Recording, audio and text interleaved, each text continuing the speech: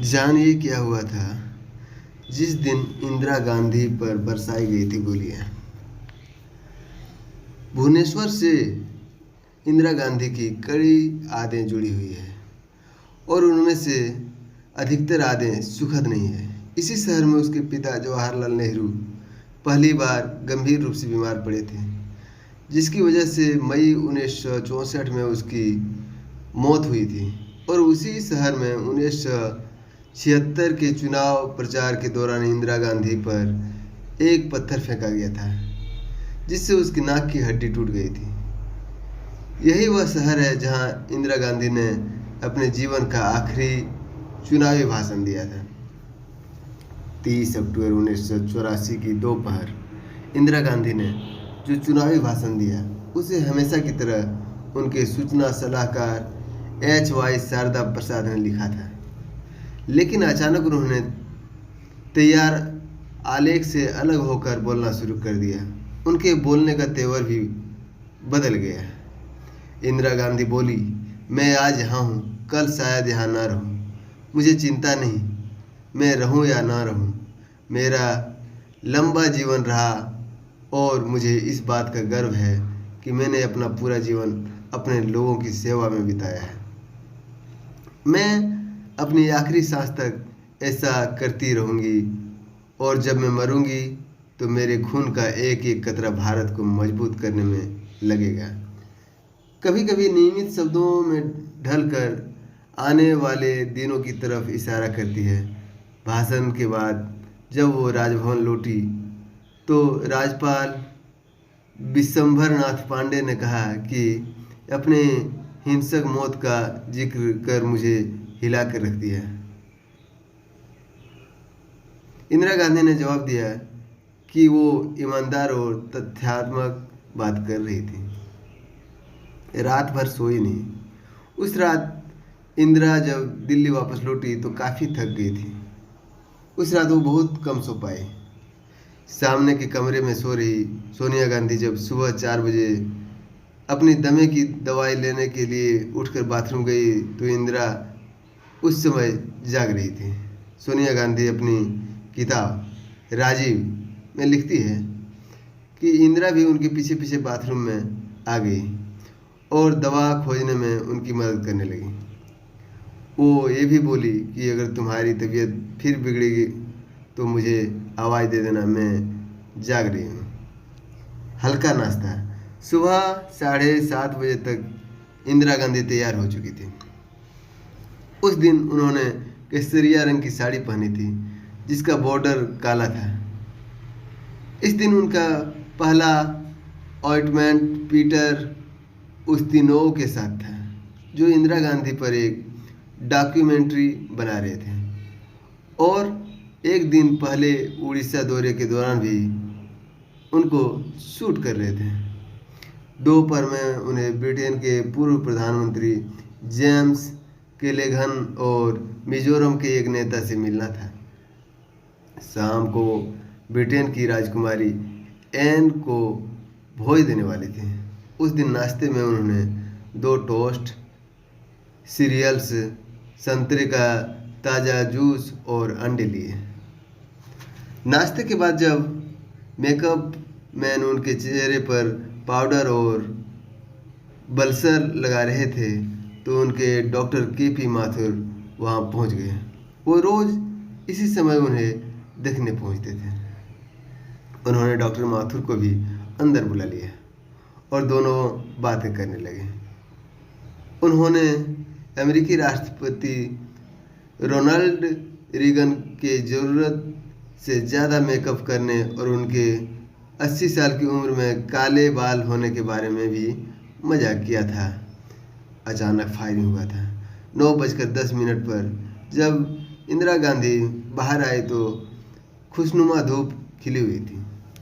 उन्हें धूप से बचाने के लिए सिपाही राणा सिंह काला छाता लिए हुए उनके बगल में चल रहे थे। उनसे कुछ कदम पीछे थे RK धवन और उसके भी पीछे थे इंदिरा गांधी की निजी सेवक नाथूराम। उनके पीछे थे उनके निजी सुरक्षा अधिकारी सब इंस्पेक्टर रामेश्वर दयाल। इस बीच एक कर्मचारी एक टी सेट लेकर सामने से गुजरा जिसमें उस तीनों को चाय सर्व की जानी थी।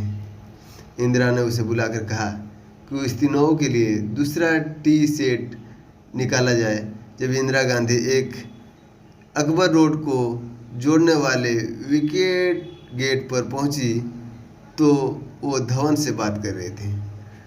धवन उन्हें बता रहे थे कि उन्होंने उसके निर्देशानुसार यमन के दौरे पर गए राष्ट्रपति ज्ञानी जेल सिंह को संदेश भिजवा दिया है कि वो 7 बजे तक दिल्ली लैंड कर जाए ताकि उसको पालम हवाई अड्डे पर रिसीव करने के बाद इंदिरा ब्रिटेन की राजकुमारी एन को दिए जाने वाले भोज में शामिल हो सके।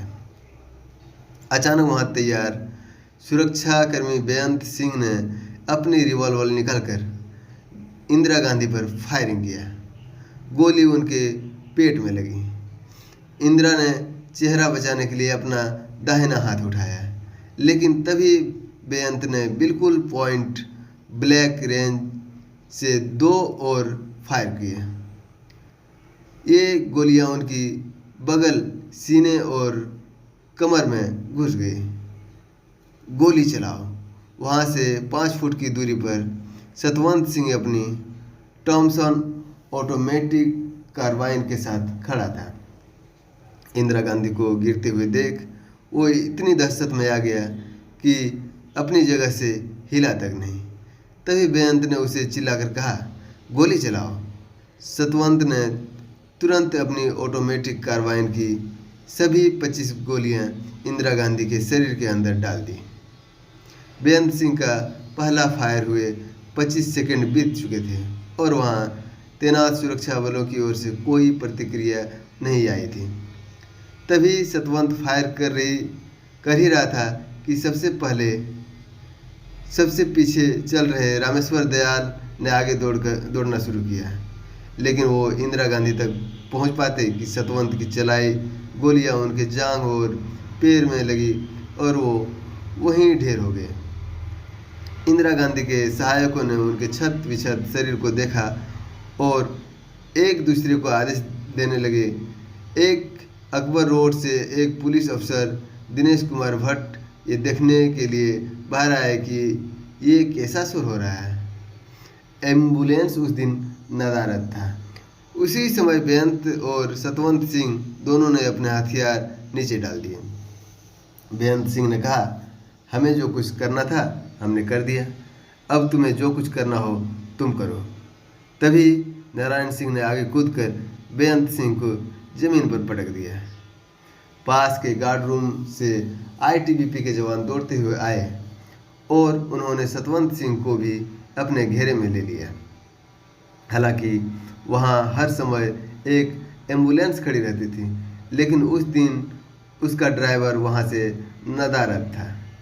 इतने में इंदिरा के राजनीतिक सलाहकार माखनलाल फोतेदार ने चिल्लाकर कार निकालने के लिए कहा। इंदिरा गांधी को जमीन के आर के धवन और सुरक्षाकर्मी दिनेश भट्ट ने उठाकर सफ़ेद एम्बेसडर कार की पिछली सीट पर रखा। आगे की सीट पर धवन, फोतेदार और ड्राइवर बैठे। जैसे ही कार चलने लगी, सोनिया गांधी नंगे पांव अपने ड्रेसिंग गाउन में मम्मी मम्मी चिल्लाते हुए भागती हुई आई। इंदिरा गांधी के हालात देखकर वो उसी हाल में कार की पीछे की सीट पर बैठ गई। उन्होंने खून से लथपथ इंदिरा का सिर अपनी गोद में ले लिया। कार बहुत तेजी से एम्स की तरफ बढ़ी। 4 किलोमीटर के सफ़र के दौरान कोई भी कुछ नहीं बोला। सोनिया का गाउन इंदिरा के खून से भीग चुका था। स्ट्रेचर गायब। कार 9:32 पर एम्स पहुंची। वहां इंदिरा के रक्त ग्रुप और RH नेगेटिव का पर्याप्त स्टॉक था, लेकिन एक सफदरगंज रोड से किसी ने भी एम्स को फ़ोन कर नहीं बताया था कि इंदिरा गांधी को गंभीर रूप से घायल अवस्था में वहां लाया जा रहा है।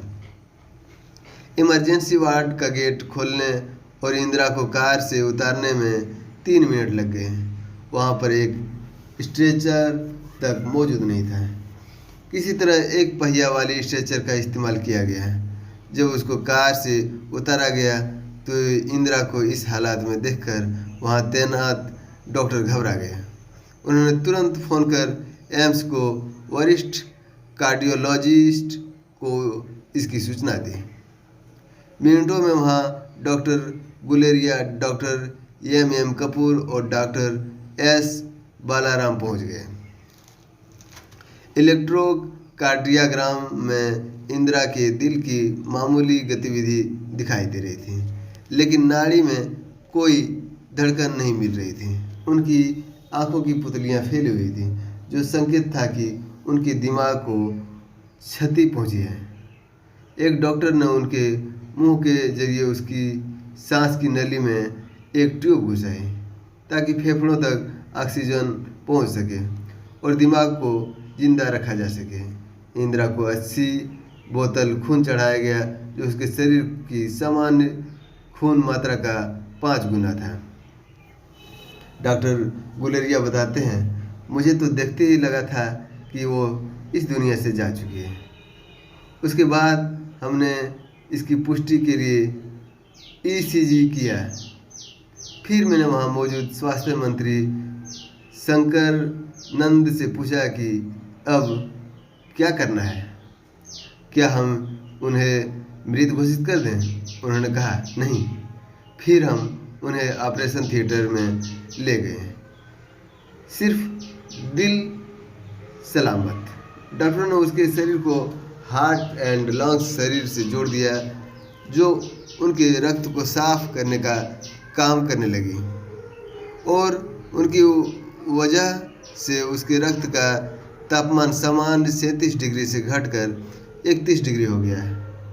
ये साफ था कि इंदिरा इस दुनिया से जा चुकी थी, लेकिन तब भी उन्हें एम्स की 8वीं मंजिल स्थित ऑपरेशन थिएटर में ले जाया गया। डॉक्टरों ने देखा कि गोलियों ने उसके लीवर के दाहिने हिस्से को छलनी कर दिया था। उनकी बड़ी अंत में कम से कम 12 छेद हो गए थे और छोटी अंत को भी काफ़ी क्षति पहुंची थी।